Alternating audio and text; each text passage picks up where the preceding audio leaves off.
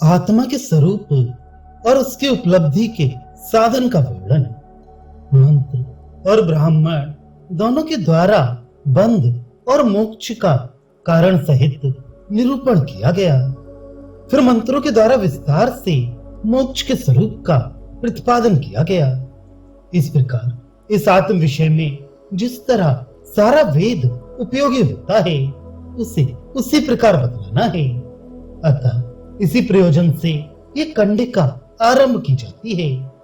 इस प्रपाठक में सप्रयोजन फल युक्त आत्मज्ञान का जिस प्रकार निरूपण किया गया है उसी प्रकार उसका अनुवाद करके काम्य वेद राशि को छोड़कर शेष संपूर्ण वेद का इसी में उपयोग है। ये दिखाने के लिए सवा ईशा इत्यादि मंत्र में उसका अनुवाद किया गया है। वह ये महान अजन्मा आत्मा जो कि ये प्राणों में विज्ञान में है, जो ये हृदय में आकाश है, उसमें शयन करता है। वह सबको वश में रखने वाला, सबका शासन करने वाला और सबका अधिपति है। वह शुभ कर्म से बढ़ता नहीं और अशुभ कर्म से छोटा नहीं होता। ये सर्वेश्वर है, ये भूतों का अधिपति और भूतों का पालन करने वाला है। इन लोगों की मर्यादा भंग ना हो, इस प्रयोजन से वे इनको धारण करने वाला सेतु है। उपनिषदों में जिसके स्वरूप का दिग्दर्शन कराया गया है इस आत्मा को ब्राह्मण वेदों के स्वाध्याय, यज्ञ, दान और निष्काम तप के द्वारा जानने की इच्छा करते हैं। इसी को जानकर मुनि होता है। इस आत्मलोक को ही इच्छा करते हुए त्यागी पुरुष सब कुछ त्याग कर चले जाते, सन्यासी हो जाते हैं। इस सन्यास में कारण यह है कि पूर्ववर्ती विद्वान संतान तथा सकाम कर्म आदि की इच्छा नहीं करते थे। वे सोचते थे हमें प्रजा से क्या लेना है, जिन हमको कि आत्मलोक अभीष्ट है। अतः वे पुत्रेषणा, वित्तेषणा और लोकेषणा से व्युत्थान कर फिर भिक्षाचर्या करते थे। जो ये पुत्रेषणा है वही वित्तेषणा है और जो वित्तेषणा है वही लोकेषणा है। ये दोनों ईषणाएं ही हैं। वह ये नेति नेति इस प्रकार निर्देश किया गया आत्मा अग्रह है, वह ग्रहण नहीं किया जाता। वह अशीर्य है, उसका नाश नहीं होता। असंग है, वह कहीं आसक्त नहीं होता। बंधा नहीं है, इसलिए व्यथित नहीं होता तथा उसका क्षय नहीं होता। इस आत्मज्ञ को ये दोनों पाप पुण्य संबंधी शोक, हर्ष प्राप्त नहीं होती। अतः इस निमित्त से मैंने पाप किया है ऐसा पश्चाताप, और इस निमित्त से मैंने पुण्य किया है ऐसा हर्ष, इन दोनों को ही वह पार कर जाता है। इसी किया हुआ और ना किया हुआ नित्य कर्म फल प्रदान और प्रत्यवाय के द्वारा ताप नहीं देता। सह ये शब्द पूर्वोक्त के परामर्श के लिए है। वह पूर्वोक्त कौन है जिसका श्रुति परामर्श करती है? यह ऐसा विज्ञानमय, ऐसा कहकर श्रुति उसका प्रतिनिर्देश करती है। पूर्वक मंत्र के पहले वाले वाक्य में कहे हुए आत्मा को ही ना समझ लिया जाए, इसलिए यह ऐसा अर्थात जो यह ऐसा कहा है। ये कौन सा विज्ञानमय प्राणेषु इस वाक्य से कहा जाता है। यहाँ पूर्वक वाक्य का उल्लेख संशय निवृत्ति के लिए है। पहले जनक के प्रश्न के आरंभ में कथम आत्मेति योयम विज्ञानमय प्राणेषु इत्यादि कहा है। यह कहना यह है विज्ञानमय प्राणेषु इत्यादि वाक्य से जिस स्वयं ज्योति आत्मा का प्रतिपादन किया गया है इस आत्मा को काम, कर्म और अविद्या ये अनात्मा के धर्म हैं, ऐसा कहकर उन धर्मों से मुक्त कर दिया गया है और ये पर ही है, अन्य नहीं है, ऐसा कहकर उसे परमात्म भाव को प्राप्त करा दिया गया है। वही ये साक्षात महान अजन्मा आत्मा है, ऐसा कहा गया है। योयम विज्ञानमय प्राणेषु, इसका अर्थ पूर्व व्याख्या के समान ही है। यह ऐशो अंतर हृदय कमल के भीतर जो यह बुद्धि विज्ञान का आश्रयभूत आकाश है। उस बुद्धि विज्ञान सहित आकाश में ये शयन करता अर्थात रहता है। अतः सुषुप्ति के समय जो हृदय के भीतर आकाश अर्थात विज्ञानमय का स्वस्वरूप निरुपाधिक परमात्मा ही है, उस अपने स्वरूप भूत परमात्मा काश में यह शयन करता है। द्वितीय अध्याय में उस समय ये कहां था, इस प्रश्न के उत्तर रूप से इसकी व्याख्या की जा चुकी है। वही ब्रह्म एवं इंद्र आदि सबका वशी है, सभी इसके वश में रहते हैं। हे गार्गी, इस अक्षर के ही प्रशासन में ऐसा कहा भी है। केवल वशी ही नहीं, ब्रह्म एवं इंद्र आदि सबका ईशान ईशन अर्थात शासन करने वाला भी है। ईश्वरित्व अर्थात शासकत्व कभी कभी जातिकृत भी होता है, जैसा कि राजकुमार का अपने से अधिक बलशाली सेवकों के प्रति भी शासन है। परमात्मा का शासकत्व वैसा न समझा जाए, इसलिए श्रुति कहती है सबका अधिपति, सबका अधिष्ठाता होकर पालन करने वाला अर्थात स्वतंत्र है। राजकुमार के समान मंत्री आदि सेवकों के अधीन नहीं है। ये वशिष्ठ आदि तीनों ही हेतु हेतु मदरूप है, क्योंकि ये सबका अधिपति है, इसलिए सबका ईशान है। जो जिसका अधिष्ठाता होकर पालन करता है वह उसके प्रति ईशन करता ही है, ये प्रसिद्ध है। और चूंकि ये सबका ईशान है, इसलिए सबका वशी है। इसके सिवा दूसरी बात यह है कि वह इस प्रकार का हृदय स्थित ज्योति स्वरूप विज्ञान में पुरुष साधु अर्थात शास्त्रवेद कर्म से भूया नहीं होता। अपनी पूर्वावस्था की अपेक्षा किसी धर्म के कारण बढ़ नहीं जाता और न किसी असाधु अर्थात शास्त्र प्रतिषिद्ध कर्म से कन्यान यानी बहुत छोटा ही होता है, अर्थात पूर्वावस्था से ही नहीं होता। इसके सिवा यह देखा जाता है कि अधिष्ठान और पालन आदि करने वाले सभी लोग दूसरों पर कृपा या कठोरता के कारण धर्म या अधर्म संज्ञक उनके फल से युक्त होते हैं। इस आत्मा को ही वे फल क्यों नहीं प्राप्त होते, सो बतलाया जाता है, क्योंकि ये सबका ईश्वर है। अतः इसका स्वभाव कर्म का शासन करने का भी है, इसलिए कर्म से इसका संबंध नहीं होता। तथा ये भूताधिपति अर्थात ब्रह्मा से लेकर स्तंभ पर्यंत सब भूतों का अधिपति है। उन्हीं भूतों का ये पालेता रक्षा करने वाला है। ये सेतु है, किन विशेषण वाला सेतु है सो श्रुति बतलाती है। विधरण अर्थात वर्णाश्रम आदि व्यवस्था का विधारण करने वाला, यही बात श्रुति कहती है। इन भूलोक से लेकर ब्रह्मलोक पर्यंत लोकों के असंभेद के लिए अर्थात मर्यादा का भेदन न होने के लिए, यदि परमेश्वर सेतु के समान लोकों का विधारण न करे तो उनकी मर्यादा टूट जाए। अतः लोकों के असंभेद के लिए ये परमेश्वर जो कि स्वयं ज्योत आत्मा ही है, सेतु स्वरूप है, इस प्रकार जानने वाला वशी है इत्यादि वाक्य से यह ब्रह्म विद्या का फल ही दिखाया गया है। किम ज्योतिर्यम पुरुषः इस प्रकार आरंभ होने वाले चतुर्थ अध्याय में विहित इस प्रकार के फल वाली ब्रह्म विद्या में काम कर्म रूप एक देश को छोड़कर शेष सारा कर्म कांड ज्ञानोत्पत्ति के लिए उपयुक्त होता है। सो किस प्रकार ये बतलाया जाता है, इस ऐसे औपनिषद पुरुष को वेदानुवचन अर्थात नित्य स्वाध्याय रूप मंत्र और ब्राह्मण भाग के अध्ययन द्वारा जानने की इच्छा करते हैं। कौन? ब्राह्मण। यहाँ ब्राह्मण शब्द का ग्रहण क्षत्रिय और वैश्य को भी उपलक्षित कराने के लिए है, क्योंकि इसमें तीनों ही वर्णों का समान अधिकार है।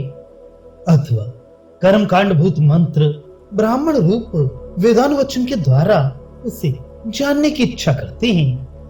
किस प्रकार जानने की इच्छा करते हैं सो यज्ञेन इत्यादि वाक्य द्वारा कहा जाता है, किंतु जो ऐसी व्याख्या करते हैं कि मंत्र ब्राह्मण रूप वेदांत वचन के द्वारा प्रकाशित होने वाले ब्रह्म को जानने की इच्छा करते हैं। उनके बतानुसार आरण्यक मात्र ही वेदांत वचन है, क्योंकि कर्म कांड द्वारा परमात्मा प्रकाशित नहीं होता। जैसा कि उस औपनिषद पुरुष को पूछता हूँ, ऐसी विशेष श्रुति से ज्ञात होता है। किंतु वेदानुवचन ये पद विशेषण युक्त न होने के कारण समस्त वेद को ही ग्रहण करने वाला है। उसके एक भाग को छोड़ देना उचित नहीं है। शंका, किंतु दूसरी व्याख्या के अनुसार तुम्हारे पक्ष में भी उपनिषद को छोड़कर इस प्रकार एक देशत्व हो ही जाता है। समाधान, नहीं, पहली व्याख्या में ऐसा कोई विरोध न होने के कारण हमारे पक्ष में यह दोष नहीं आता। जबकि वेदानुवचन शब्द से नित्य स्वाध्याय का विधान किया गया है, तो उसमें उपनिषद भी आ ही गया। इस प्रकार वेदानुवचन शब्द के अर्थ का एक देश नहीं छूटता। इसका यज्ञादि के साथ पाठ होने से भी यही सिद्ध होता है। श्रुति यज्ञादि कर्मों का अनुक्रम करते हुए ही वेदानुवचन शब्द का प्रयोग करती है। इससे यह ज्ञात है कि वेदानुवचन शब्द से कर्म ही कहा गया है, क्योंकि नित्य स्वाध्याय तो कर्म ही है। शंका, किंतु नित्य स्वाध्याय आदि कर्मों से आत्मा को जानने की इच्छा किस प्रकार करते हैं? क्योंकि उपनिषदों के समान वे तो आत्मा को प्रकाशित ही नहीं करते। समाधान, ये दोष नहीं आ सकता, क्योंकि कर्म चित्त शुद्धि के कारण ही। कर्मों से संस्कार युक्त हुए विशुद्ध चित्त पुरुष ही उपनिषद प्रकाशित आत्मा को बिना किसी रुकावट के जान सकते हैं। ऐसा ही तब विशुद्ध चित्त हुआ पुरुष ध्यान करके उस निष्कल आत्मा को देखता है। इस अथर्वण श्रुति से भी सिद्ध होता है। तथा पाप कर्मों का क्षय हो जाने से पुरुषों को ज्ञान उत्पन्न होता है, ऐसी स्मृति भी है। शंका, किंतु नित्य कर्म चित्त शुद्धि करने के लिए ही, ये कैसे जाना जाता है? समाधान, वही आत्मयाची है जो ऐसा जानता है कि इस कर्म से मेरा ये अंग संस्कार युक्त होता है, इस कर्म से मेरा ये अंग योग्य होता है इत्यादि श्रुति से ये जाना जाता है। 48 संस्कार है इत्यादि समस्त स्मृति शास्त्रों में भी कर्मों को चित्त शुद्धि के लिए ही बतलाया गया है। गीता में भी यज्ञ, दान और तप ये बुद्धिमान पुरुषों को पवित्र करने वाले हैं। यज्ञों द्वारा जिनके पाप नष्ट हो गए हैं, ऐसे ये सभी लोग यज्ञ वेत्ता हैं, ऐसा कहा है। यज्ञ इस पद से द्रव्य यज्ञ और ज्ञान यज्ञ लेने चाहिए। ये दोनों ही संस्कार के लिए है। संस्कारी युक्त विशुद्ध चित्त पुरुष को ही बिना किसी प्रतिबंध के ज्ञान उत्पत्ति होगी। इसी से यज्ञ द्वारा जानने की इच्छा करते हैं, दान के द्वारा उसे जानने की इच्छा करते हैं, क्योंकि पाप क्षय का कारण और धर्म वृद्धि का हेतु होने के कारण दान भी ब्रह्म ज्ञान का साधन है। तथा तप के द्वारा तप से सामान्यतः कृच्छ, चांद्रायण आदि की प्राप्ति होती है। इसलिए अनाशकेन ये उसका विशेषण दिया जाता है। मनमाना भोजन न करना ही अनाशक तप है, भोजन का सर्वथा त्याग कर देना नहीं। भोजन का सर्वथा त्याग कर देने पर तो पुरुष मर ही जाता है, इससे आत्मज्ञान नहीं होता। वेदानुवचन, यज्ञ, दान और तप इन शब्दों से सारा ही नित्य कर्म उपलक्षित होता है। इस प्रकार काम्य कर्म रहित संपूर्ण नित्य कर्म आत्मज्ञान की उत्पत्ति के द्वारा मोक्ष के साधन होते हैं। इस प्रकार कर्म कांड से इस ज्ञान कांड की एक वाक्यता ज्ञात होती है। इस प्रकार उपर्युक्त रीत से ऊपर मंत्र एवं ब्राह्मण द्वारा बतलाए हुए इस आत्मा को ही जानकर मुनि होता है। तात्पर्य है कि मनन करने के कारण मुनि यानी योगी हो जाता है। इसी को जानकर मुनि होता है, किसी और को नहीं। शंका, किंतु मुनि तो अन्य वस्तु को जानने पर भी हो सकता है, फिर इसी को जानकर इस प्रकार निश्चय क्यों किया जाता है? समाधान, ठीक है, दूसरे को जानने पर भी मुनि हो सकता है, किंतु दूसरे को जानने पर केवल मुनि ही नहीं होता। तो फिर क्या होता है? वह कर्मी भी होता है, किंतु इस औपनिषद पुरुष को जानने पर तो मुनि ही होता है, कर्मी नहीं होता। अतः इसका असाधारण मुनित्व बतलाना अभीष्ट है। इसी से एतमेव, इसी को इस प्रकार श्रुति निश्चय करती है, क्योंकि इसे जान लेने पर किसके द्वारा इसे देखे। इस श्रुति के अनुसार क्रिया असंभव हो जाने से फिर मनन ही होगा तथा इस आत्मा अर्थात स्वलोक की इच्छा प्रार्थना करने वाले प्रव्राज्य प्रवृजनशील पुरुष प्रवृजन प्रकर्षित वृजन गमन करते ही, अर्थात संपूर्ण कर्मों का संन्यास पूर्णतया त्याग कर देते हैं। इसी लोक की इच्छा करने वाले ऐसा निश्चय करने से जाना जाता है कि वह तीनों लोकों की इच्छा करने वालों का संन्यास में अधिकार नहीं है। गंगा द्वार हरिद्वार पहुंचने की इच्छा वाला कोई काशी निवासी पूर्वाभिमुख होकर नहीं जाता। अतः जिन्हें वह तीनों लोकों की इच्छा है, उनके लिए पुत्र, कर्म और अपर ब्रह्म विद्या साधन है। जैसा कि यह लोक पुत्र द्वारा प्राप्त किया जा सकता है, किसी और साधन से नहीं, इत्यादि श्रुति से सिद्ध होता है। अतः उनकी इच्छा रखने वालों को पुत्रादि साधन का परित्याग कर संन्यास ग्रहण करना उचित नहीं है, क्योंकि संन्यास उनका साधन नहीं है। अतः इसी लोक की इच्छा करने वाले संन्यास करते हैं, ऐसा निश्चय करना ठीक ही है। अविद्या की निवृत्ति होने पर स्वात्मा में स्थित होना ही आत्मलोक की प्राप्ति है। अतः जिसे आत्मलोक की ही इच्छा है, उसके लिए संपूर्ण क्रियाओं से उपरत होना ही आत्मलोक का मुख्य एवं अंतरंग साधन है। जिस प्रकार की वह तीनों लोकों का साधन पुत्रादि है, पुत्रादि कर्म आत्मलोक के साधन नहीं है, तथा पुत्रादि कर्म और संन्यास दोनों का एक साथ होना असंभव है। इसलिए हम इन्हें परस्पर विरुद्ध बतलाते हैं। अतः आत्मलोक की इच्छा करने वाले परिव्राजक हो ही जाएं, अर्थात उन्हें संपूर्ण क्रियाओं से निवृत्त हो ही जाना चाहिए।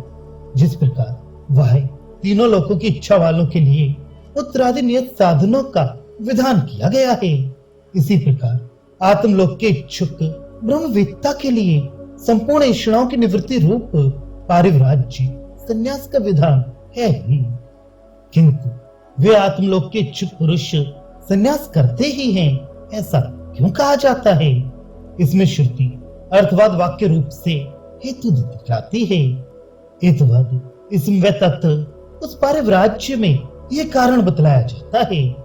प्रसिद्ध है कि पूर्व अर्थात भूतकालीन विद्वान आत्मज्ञ प्रजा कर्म और अपर ब्रह्म विद्या की कामना नहीं करते। प्रजा इस पद से यहाँ यह लोक, पृथ्वीलोक और देवलोक, इन तीनों लोकों के तीनों साधनों का, जिनको प्रजा शब्द से उपलक्षित किया है, निर्देश किया जाता है। प्रजा का क्या करते हैं, उसकी कामना नहीं करते, अर्थात वह लोक त्रय के पुत्रादि साधनों का अनुष्ठान नहीं करते। शंका, किंतु अपर ब्रह्मोपासना का अनुष्ठान तो करते ही हैं, क्योंकि उसकी बल से व्युत्थान होता है। समाधान, नहीं, क्योंकि उसका तो अपवाद किया गया है। जो आत्मा से ब्रह्म को पृथक जानता है, ब्रह्म उसको परास्त कर देता है। जो सर्व को आत्मा से पृथक जानता है, सर्व उसको परास्त कर देता है। इस प्रकार श्रुति अपर ब्रह्म दर्शन का भी अपवाद ही करती है, क्योंकि अपर ब्रह्म का भी सर्व के भीतर ही अंतर्भाव है। जहां अन्य को नहीं देखता, ऐसा भी कहा ही है। तथा ब्रह्म अपूर्व, अनपर, अनंतर और अबाह्य है। इस प्रकार ब्रह्म में पूर्व, अपर, बाह्य एवं अंतर दृष्टियों का भी निश्चय किया ही है। और उस समय किसके द्वारा किसे जाने, ऐसा भी कहा ही है। अतः आत्मदर्शन के सिवा व्युत्थान के किसी अन्य कारण की अपेक्षा नहीं है। तो फिर व्युत्थान करने में उनका क्या अभिप्राय होता है, सो बतलाया जाता है। हम प्रजा रूप साधन से किस प्रयोजन, फल अर्थात साध्य का संपादन करेंगे। प्रजा को वाह्य लोक का साधन समझी गई है और वह वाह्य लोक हमारे लिए आत्मा से भिन्न नहीं है। हमारे लिए तो सब आत्म स्वरूपी हैं और हम भी सबके आत्म स्वरूपी हैं तथा हमारा आत्मा भी आत्मा होने के कारण ही किसी साधन से उत्पाद्य आप पे विकार्य अथवा संस्कार नहीं है। और ऐसा जो कहा है कि कर्म आत्मयाजी के संस्कार के लिए है, वह भी देह और इंद्रियों में आत्मबुद्धि करने को लक्ष्य करके ही है, क्योंकि इसके द्वारा मेरे इस अंग का संस्कार होता है। इस प्रकार श्रुति से उसमें अंगांगित्व भाव ज्ञात होता है, जो निरंतर एक विज्ञान ढंग रस रूप को ही देखता है। उसके लिए अंगांगी संस्कारों का अवलंब देखना संभव नहीं है। इसलिए प्रजा आदि साधनों से हम कोई भी प्रयोजन सिद्ध नहीं करेंगे। जो अविद्वान है उन्हें ही उन प्रजा आदि साधनों से फल प्राप्त करना है। मृत तृष्णा जल देखने वाला जल पान के लिए उसकी ओर जाता है, इसलिए उसे ऊसर मात्र और उसमें जल का अभाव देखने वाले की भी प्रवृत्ति होनी ही चाहिए। ऐसी बात नहीं है। इसलिए जो अज्ञानियों की दृष्टि का विषय और मृत तृष्णा आदि के समान है, उस प्रजा आदि साधन से साध्य फल में हम परमार्थ आत्मलोकदर्शियों की भी प्रवृत्ति होनी उचित नहीं है। ऐसा इसका अभिप्राय है। वही बात यहाँ बतलाई जाती है। जिन हम परमार्थदर्शियों को ये क्षुधा आदि धर्म से रहित तथा शिव अशुभ कर्म से अविकार्य आत्मलोक रूप फल अभिप्रेत है। साध्य साधन आदि संपूर्ण संसार धर्मों से रहित इस आत्मा को किसी भी साधन की अपेक्षा नहीं है। जो साध्य होता है उसी के साधन की खोज की जाती है। असाध्य के साधन की खोज करने में तो मानो जल बुद्धि से स्थल में तैरना है अथवा आकाश में पक्षी के पदों की खोज करना है।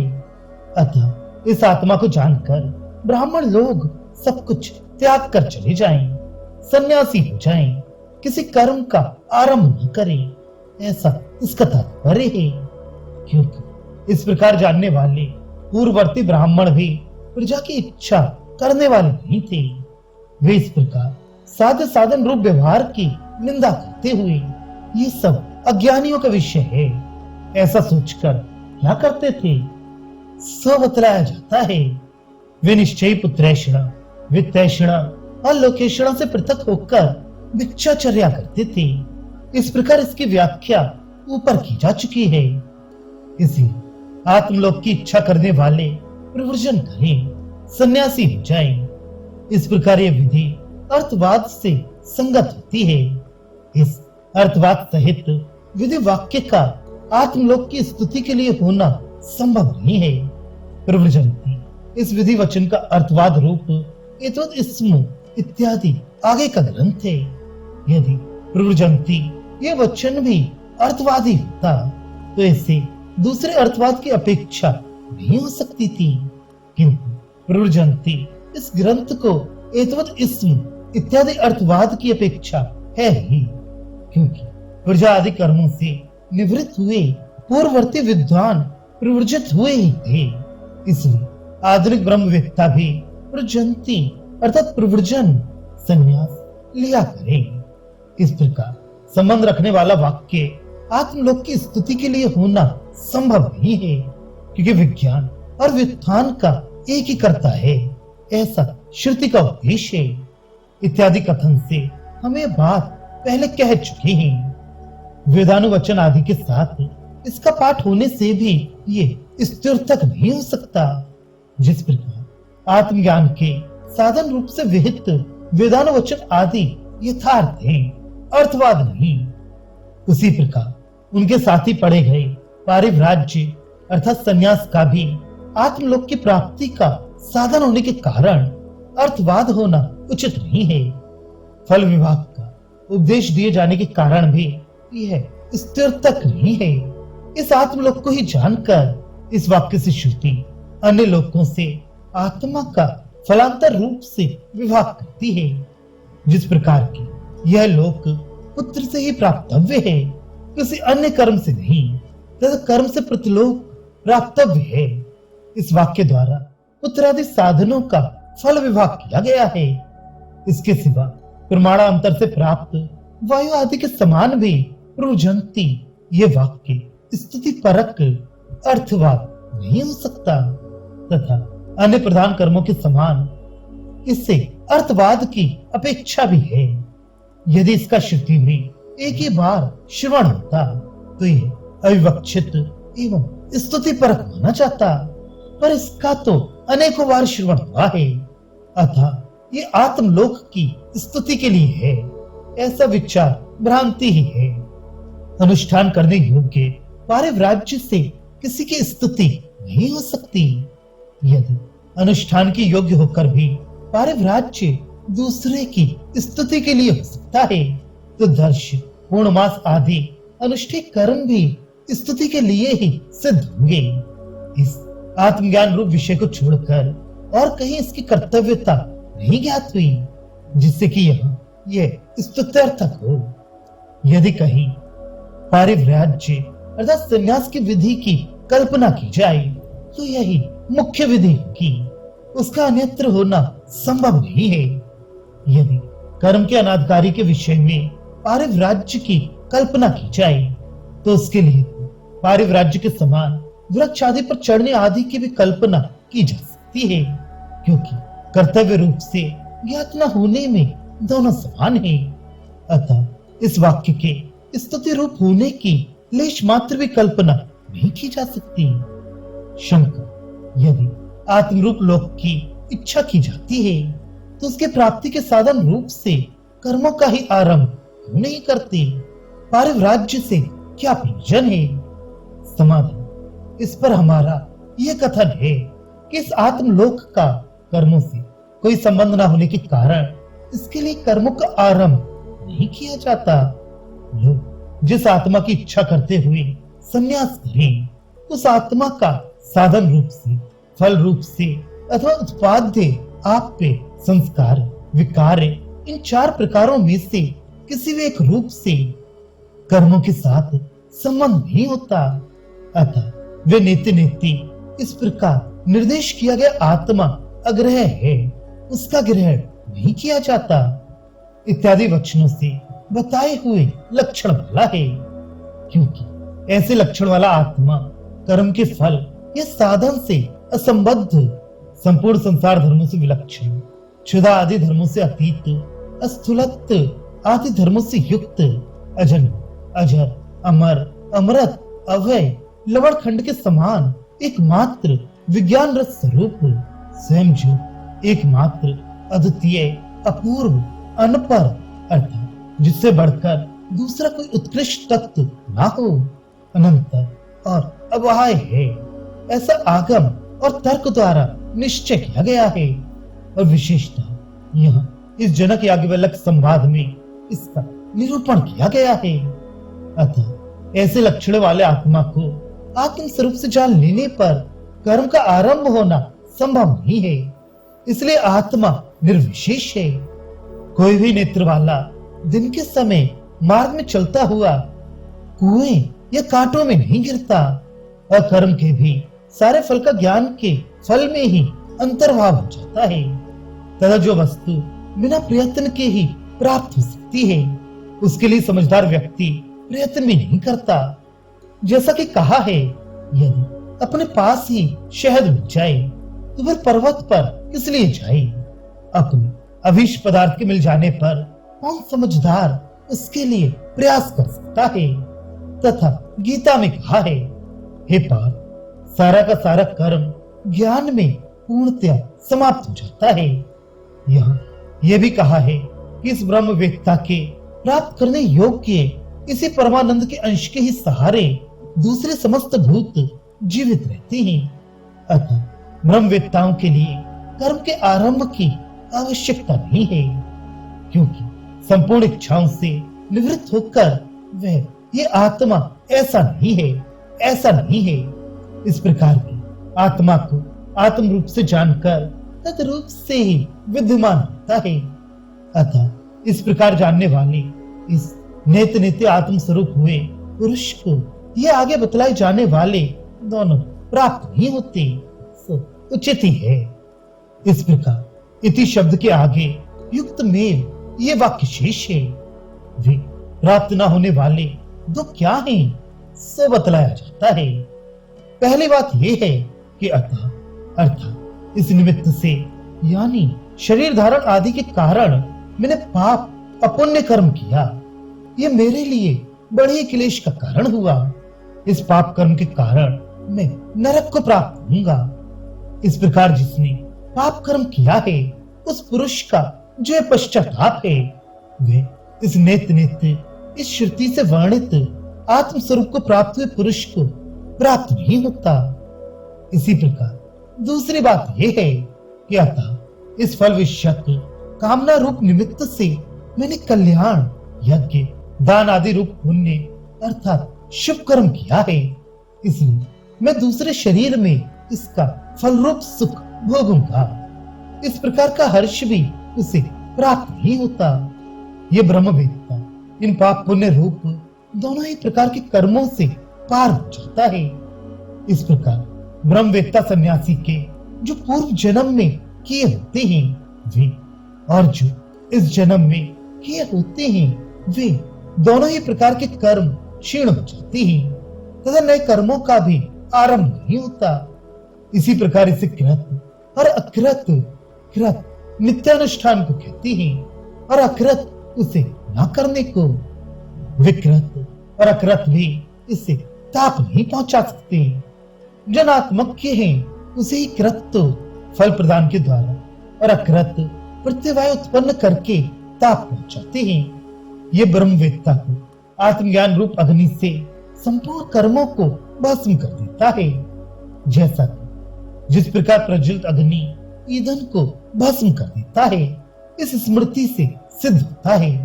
जो प्रारब्ध रूप से नूतन शरीर की उत्पत्ति कराने वाले पाप पुण्य कर्म होते हैं उनका तो उपभोग से ही क्षय होता है। इसलिए ब्रह्मवेत्ता का कर्म से संबंध नहीं है।